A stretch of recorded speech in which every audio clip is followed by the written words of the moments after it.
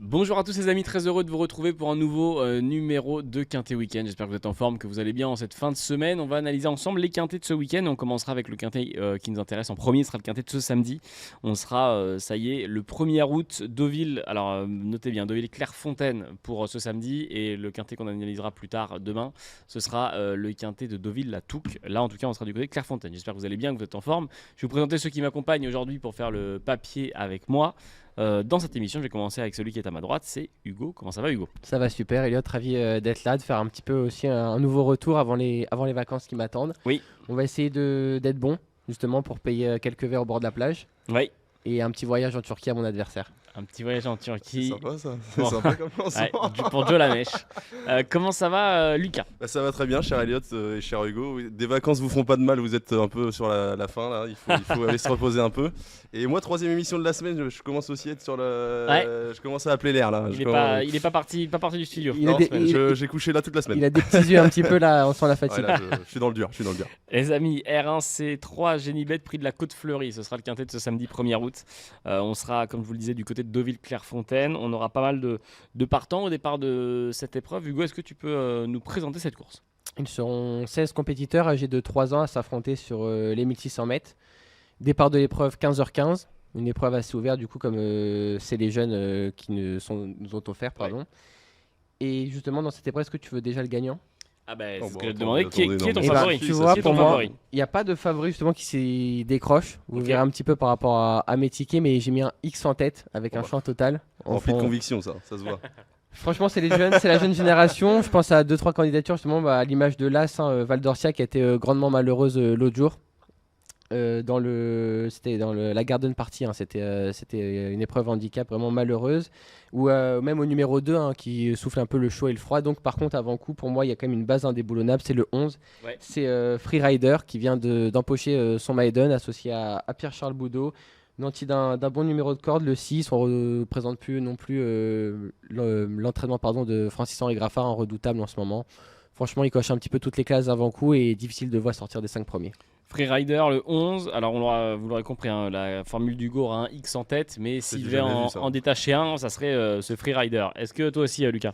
Je l'ai retenu ce frère Rider, mais en tête je suis assez chaud du 3 Bon Viveur. En dernier lieu, c'est écrit, on voit 14e, on se dit bon ça devait pas être terrible, mais il a connu tous les malheurs du monde dans la ligne droite d'arrivée, il a jamais pu s'exprimer. Il a passé le poteau avec d'énormes ressources, donc je pense qu'il aurait fini tout près dans cette course. Auparavant il avait été 6e, mais il n'avait pas eu le meilleur des parcours, il avait longtemps fait illusion pour la victoire, il était 6e tout près. Son mentor Mathieu Pitard sur le site equidia.fr se veut très confiant.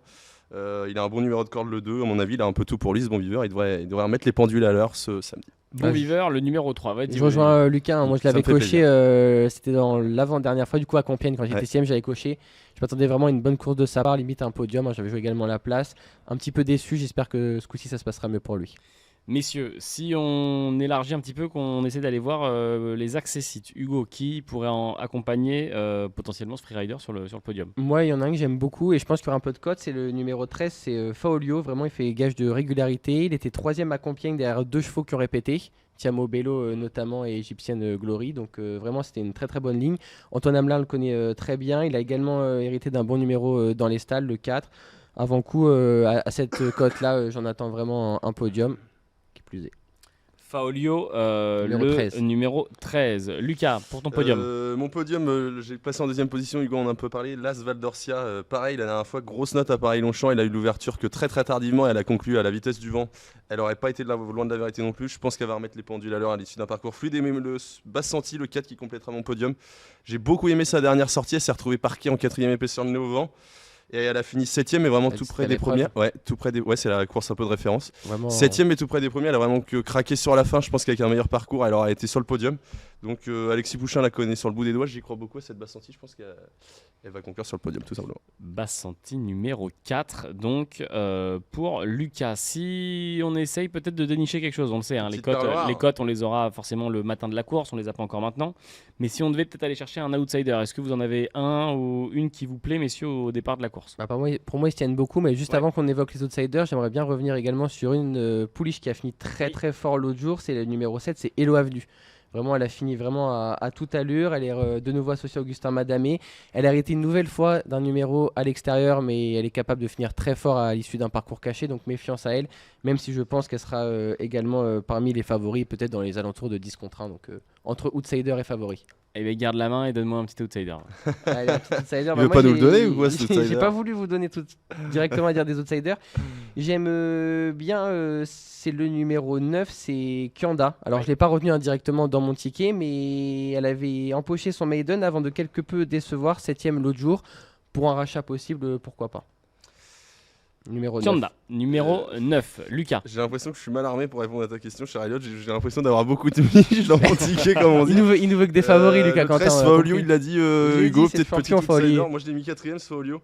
Il l'a dit, Hugo, la dernière fois, c'était très bien. 3ème, et c'était une bonne ligne, puisque la 4ème, Zelzara, s'est imposée depuis au niveau quintet plus.